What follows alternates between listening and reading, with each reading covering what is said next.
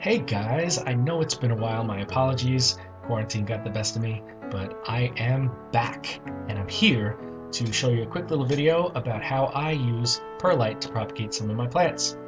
Now, what I find perlite very useful for are smaller type plants that are not very top heavy, that you can propagate by leaf cuttings or softwood stem cuttings, tip cuttings, things that don't get too big, especially plants that don't grow too fast.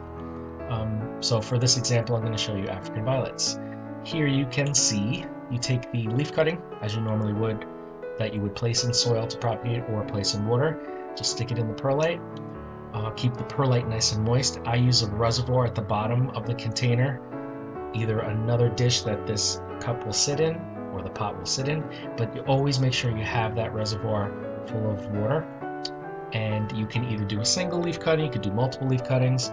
Really doesn't matter, they don't mind. And it's a lot easier to see the development of these new crowns that come up. As you can see here, the little baby leaves coming up, and you can see the development a lot easier than if it was in soil, because the lighter coloring of the perlite, and also it's lightweight, so as things start to grow, it kind of pushes the perlite pebbles out of the way. So it's really, really cool. Here's another one with a baby leaf coming in, a new little crown. And just make sure that you keep that reservoir filled with water. Perlite is so light, it's volcanic glass that is heated to a degree that it pops almost like popcorn.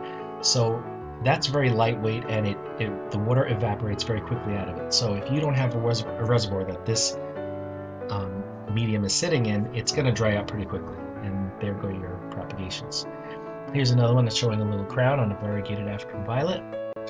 It's really, really fun, really easy. As long as you keep that reservoir full of water, you will have no problems. And if the reservoir is big enough, you won't have to water this very often. You can forget about it for a week or two. Sometimes, once in a while, if you're lucky, you'll get 2 crowns that come out of your leaf cutting. As you can see here, that was a surprise. At least 2 crowns, maybe even 3, I can't really tell.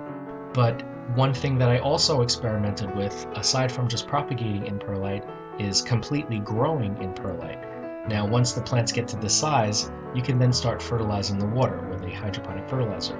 You can see here, this one's grown perfectly fine in nothing but perlite and the fertilized water.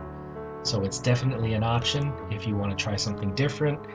If you want to venture into the semi-hydro, that's what this would be considered, passive hydroponics. This is an Apisha plant, which is a cousin of the African violet. They do find propagating in perlite as well. So you can really experiment and have some fun trying different types of house plants, indoor plants, propagating in perlite, as long as they're not too heavy and your contraption won't fall over. One thing I also like to do, and you've probably seen this all over the internet, is take recycled water bottles, cut them in half, invert the top, and it becomes a self-watering container. The bottom portion of the bottle becomes the reservoir. So just keep that full of water, and the perlite wicks up the moisture. Lots of fun. If you have any questions, you can leave them in the comment section below this video. If you enjoyed and found this useful, give a thumbs up, share, like, subscribe if you haven't. If you would like some cuttings, you can visit the shop, and we got plenty of plant cuttings there to experiment with. Thanks so much for watching, and I will see you in the next video.